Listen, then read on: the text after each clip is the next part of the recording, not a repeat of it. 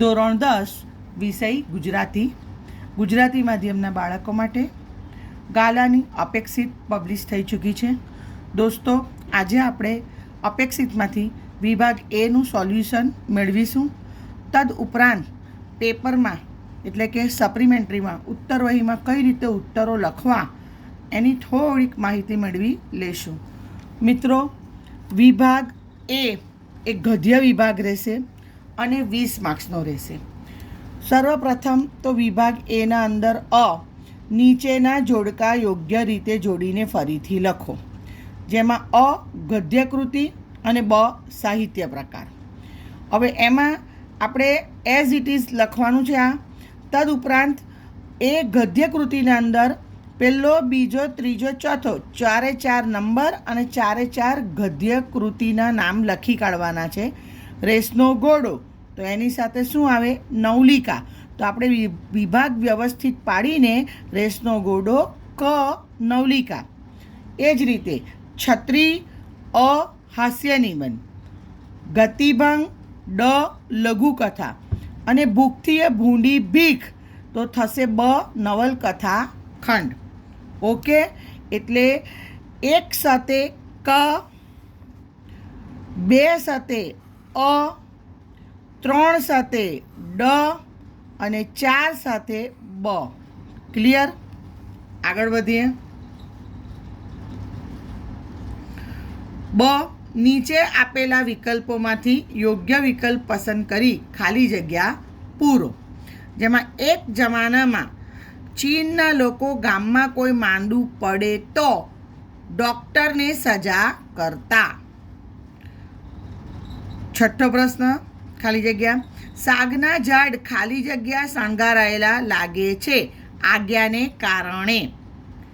7મો પ્રશ્ન, મનુષ્ય દેહ છાસ જેવો છે. અને 8, સાંકડી અને નિર્જન ખીણોમાં ફરવાનો લેખકનો પ્રથમ અનુભવ હતો. જો મિત્રો, તમારી માટે અહીં એક સપ્લિમેન્ટરીમાં કઈ રીતે લખવાનું એની આઈડિયા દર્શાવતું એક વિભાગ એ તૈયાર કર્યો છે.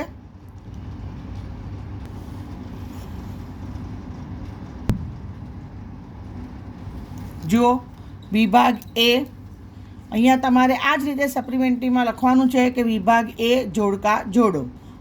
જોડકા જોડો 4 માર્ક્સ આટલું લખ્યા પછી ગદ્યકૃતિ અને એના જવાબ. અહીંયા તમારે એક નાનકડી પેન્સિલ વડે લીટી કરી દેવાની છે, જેના અંદર આંકડાકીય માહિતી તમારે લખવાની છે. અહીંયા તમારે પ્રશ્ન 1, 2, 3, 4 એના ગદ્યકૃતિના નામ અને વ્યવસ્થિત અહીંયા 2 ખાના પાડીને રેસનો ઘોડો નવલિકા આ પ્રકારે જ તમારે જવાબ લખવાના છે. યાદ રાખજો, સપ્લિમેન્ટરીના અંદર બ્લુ બોલપેન અને પેન્સિલનો ઉપયોગ કરી શકો છો. ના અંદર જો ખાલી જગ્યા પૂરો.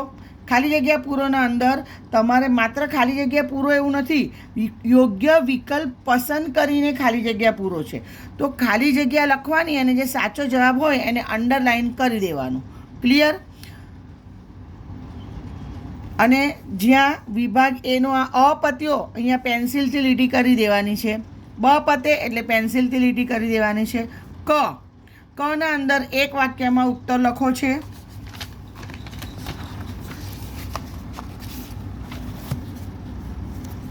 કના અંદર એક વાક્યમાં ઉત્તર લખો. નીચે આપેલ પ્રશ્નોના એક વાક્યમાં ઉત્તર લખો. અમેરિકામાં રહેતા ડૉક્ટર સૌરભ પાસે કોના માટે સમય નથી? તો આ જવાબ બી તમે લખો તો જવાબ હંમેશા ફકરો પાડીને લખવાનું. તો અમેરિકામાં રહેતા ડૉક્ટર સૌરભ પાસે પોતાના માતા પિતા માટે સમય નથી. 10મો પ્રશ્ન, શાના માનમાં આદિવાસીઓ ફટાકડા ફોડતા? તો મૃત્યુના માનમાં. ક્લિયર? એ તમને મેં અહીંયા એક્ઝામ્પલ સ્વરૂપે બતાવ્યું છે કે કઈ રીતે લખવાનું છે. ઓકે, હવે આગળ વધીએ. હવે છે વિભાગ ડી. વિભાગ ડીમાં શું છે? તો કે આપેલા પ્રશ્નોને 3-4 વાક્યના અંદર આપણે ઉત્તર લખવાના રહેશે. 3-4 વાક્યમાં ઉત્તર લખો. તો એમાં શું છે? તો કે ગમે તે 2 છે એટલે 2 માર્ક્સનો એક રહેશે. હવે યાદ રાખો, સપ્લિમેન્ટરીમાં વધારાનું લખાણ લખવાની કોઈ આવશ્યકતા નથી. જે 2 પાક્કા આવડતા હોય એ 2 જ જવાબ લખવાના. ક્લિયર? આટલી આઈડિયા આવી ગઈ. જો અહીંયા એક નમૂના સ્વરૂપે મૂક્યું જ છે. 2 જવાબ પૂછેલા છે તો 2 લખેલા છે. બરાબર. તદુપરાંત હવે આપણે આગળ વધીએ. વિભાગ ઈ, નીચેના પ્રશ્નોના 10-12 વાક્યોમાં મુદ્દાસર ઉત્તર લખો. કોઈ પણ 2. અહીં 3 માર્ક્સનો એક ઉત્તર રહેશે. જે 2 પાક્કા આવડતા હોય એ લખવાના. હવે એના માટે ખાસ અહીંયા તમને ધ્યાન દોરું એ માહિતી છે કે જ્યારે તમે લાંબા પ્રશ્ન લખો શું કરવાનું છે તમારે? લાંબા પ્રશ્નની અંદર સૌથી પહેલું તો સૂચના લખો, સવાલ લખો, અને સવાલ લખ્યા બાદ અહીંયા જો તમને યાદ હોય પાક્કું ગદ્ય, સાહિત્ય પ્રકાર, સાહિત્યકાર અને સંકલન આ લખી દેવું અને ફકરો પાડીને જવાબની શરૂઆત કરવાની. જવાબના અંદર તમે જો તો મુદ્દા પાડીને લખો અને જોઈએ તો આ રીતે આખો જવાબ લખો અને યાદ રાખો કે છેલ્લે આમ લખવાનું ભૂલવાનું નહીં. કન્ક્લુઝન કહેવાય એને, કે આ જવાબ આખર શું કહેવા માંગે છે. ક્લિયર? આ જ રીતે જો આ 2 જવાબ લખેલા છે.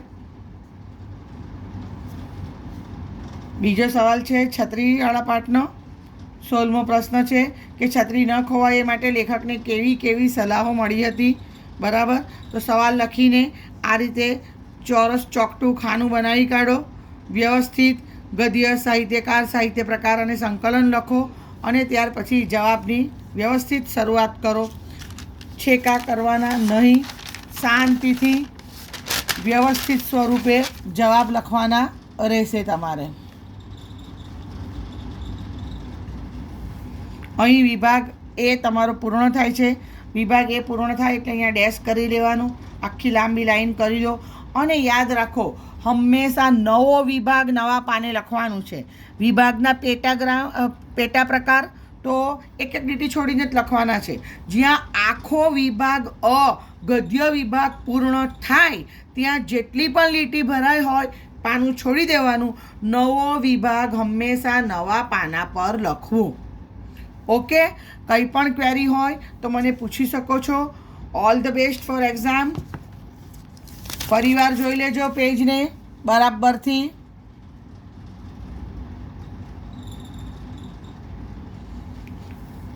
વિભાગ એ છે.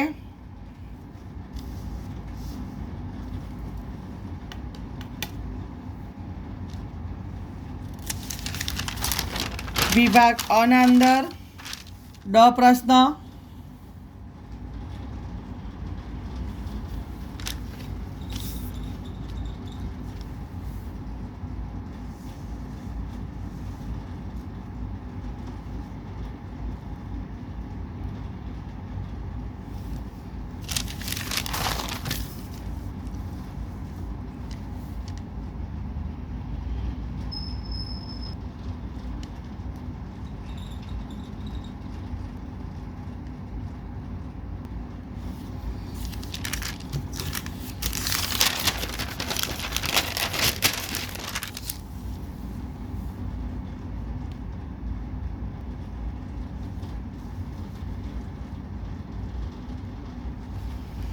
મિત્રો, આશા રાખું છું કે મારા દ્વારા અપાયેલી આ સમજૂતી તમને ગમી હશે. All the best for exam. By.